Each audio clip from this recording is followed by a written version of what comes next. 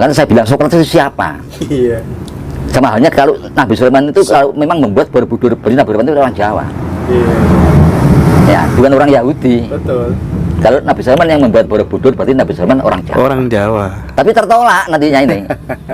Dia akan ginjal-ginjal mana? Jangan. Terusnya, tidak Londo, ya Arab atau nah, itu lagi.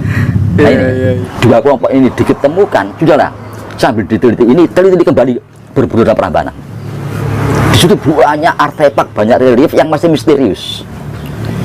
Banyak patung-patung yang masih misterius. Jangan-jangan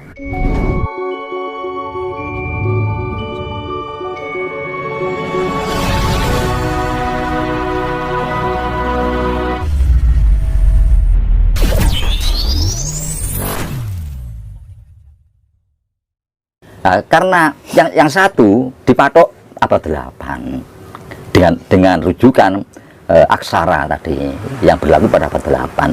Nah, dua-duanya kalau kita ketemukan, nah sama-sama bingung kan ini. Ini pun mengakui bahwa ini ribuan tahun sebelum Masehi. Cuma bukti ya sudah diambil buktinya, diangkut ke sana dan kelak mesti akan dibuka itu. Jadi apa namanya? Kalau kita melihat Borobudur ya, yang di situ ada gambar-gambar tentang astronomi kan, astronomi. Nah, astronomi ini itu merujuk kepada kepahaman peradaban manusia tentang kosmogoni atau kosmologi. Nah, kosmologi atau kosmogoni, manusia masih berpikir tentang alam jagat raya, tidak berpikir tentang manusia. Nah, lantas baru manusia berpikir tentang manusia sejak zaman Sokrates 350 tahun sebelum Masehi. Nah, berarti Sokrates ini hidup pada zaman kosmogoni. Nah, mustahil minimal benar-benar dibuat pada zaman Sokrates. Makanya saya bilang Sokrates itu siapa? Iya. Sama halnya kalau Nabi Sulaiman itu kalau memang membuat Borobudur, berarti Nabi Sulaiman itu orang Jawa. Iya. Ya, bukan orang Yahudi. Betul.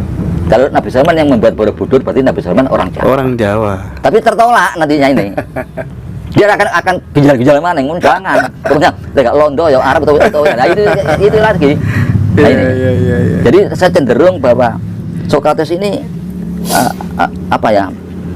Tahu Borobudur. Kemungkinan dia orang Jawa. Kemudian dia datang ke sini tahu tentang Borobudur. Mungkin nggak dia desainernya, Mbah. Rupanya kok udah tahu lagi ya. Itu. Aduh. Menarik ini sebenarnya kalau ngomong soal sejarah gitu. Mbah, geser sedikit bisa nggak kira-kira? Andai kata kemudian apa tuh namanya? Ini versi Jawa, Mbah. Versi Jawa ya, kalau meminjam budaya Islam kan manusia pertama itu Adam. Orang Jawa meyakini siapa sebenarnya manusia yang pertama kali yang ada di dunia ini, kira-kira siapa, Mbak Gatot? Nah, ini memang asik. Asik. Sekarang tentang keberadaan Adam turun dari surga diturunkan ke bumi. Ini jelas ilmuwan menganggap itu agama. Ilmuwan kan memisahkan diri dari agama. Tapi ilmuwan juga beragama. Beliau beragama sehingga meyakini adanya Adam dan Hawa itu. Lantas kalau ditarik ke belakang, kira-kira tahun berapa? Nah, sekarang sebetulnya tidak sulit kan kalau tarik ke belakang itu. Tinggal menghitung jumlah penduduk aja dunia ini berapa. Nah, per 50 tahun dikurangi berapa terus.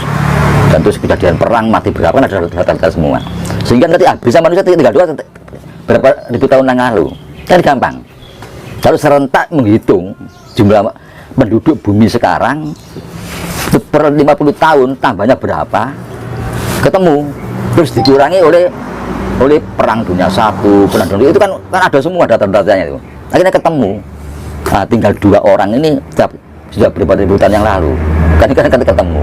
Nah, kalau bicara tentang itu, kita ingat kata-kata apa ya, cerita-cerita dari ilmuwan juga tentang bangsa Atlantis kan itu. Nah, seolah bangsa Atlantis ini akan merubah peradaban kalau diketemukan. Seperti halnya kita bicara masalah Borobudur Prambanan. Ini kenapa dipatok sampai abad 8? Ini kalau sampai ketemu betul Borobudur itu 1000 tahun sebelum Masehi, peradabannya akan berubah. Dan di sini kenapa kok dipertahankan abad 8? Karena bangsa Eropa Barat itu tetap ingin dipatok sebagai pusat peradaban, pusat lahirnya peradaban.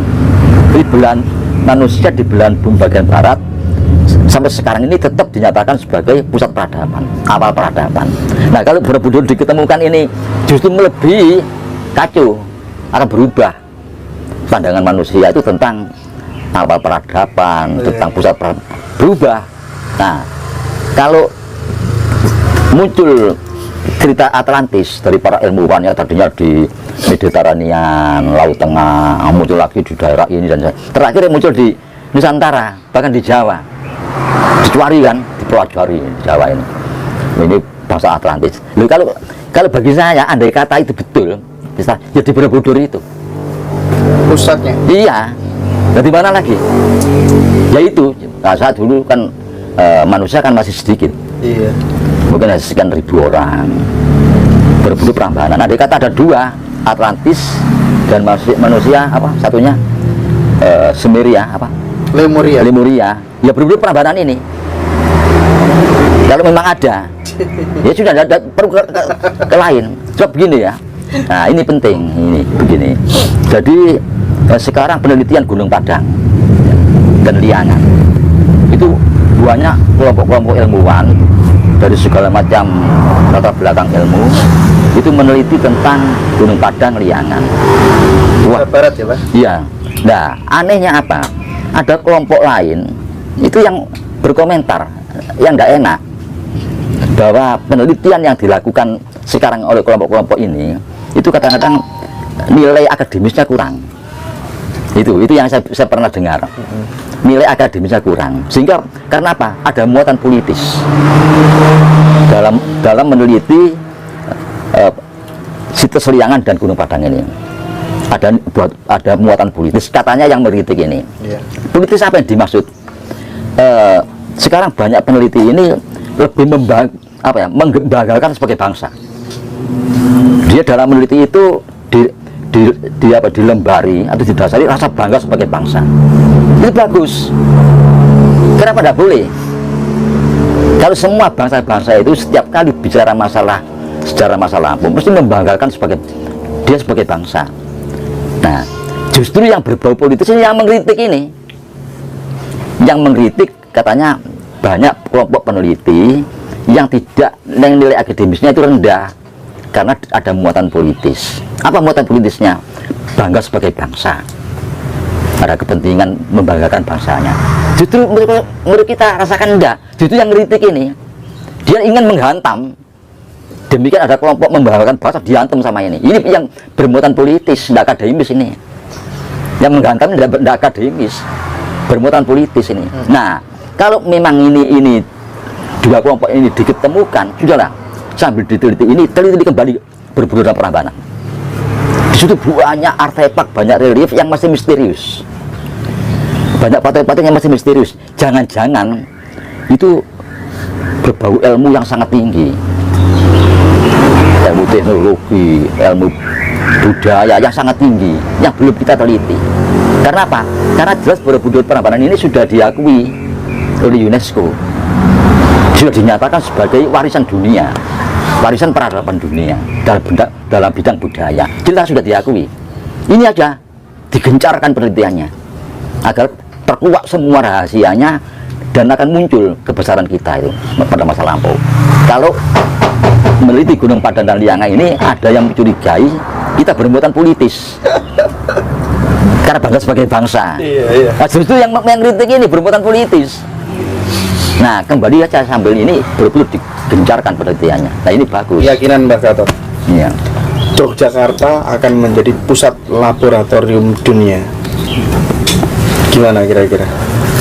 Ya kalau nanti tentang arkeologi ya, dan tentang peradaban yang muara kepada peninggalan masa lampau bangsa kita itu bagus. Jadi untuk pengkajian tentang ilmu-ilmu yang ada, yang tersirat ya di dalam Candi Borobudur itu luar biasa. Nah, ini yang ditakutkan oleh bangsa-bangsa di belahan bumi bagian barat untuk merubah pandangan manusia tentang di mana awal peradaban. Karena sampai detik ini mereka Eropa masih meyakini dan mendeklarasikan diri, termasuk Aristoteles, Plato, we are Atlantis gitu ya Mbak ya. Iya. Dia masih mengatakan bahwa sebenarnya Atlantis itu ya mereka, pusat peradaban itu ya mereka, Nah, gitu itu, ya. Iya. Ini jadi ada tandingannya. Jangan kadang kalau ini diragukan sambil ini digencarkan katanya. Kalau Jogja jadi laboratorium dunia itu bagus ya. Oke, sampai di sini break dulu sebentar Pak Gatot. Terima kasih. Ya.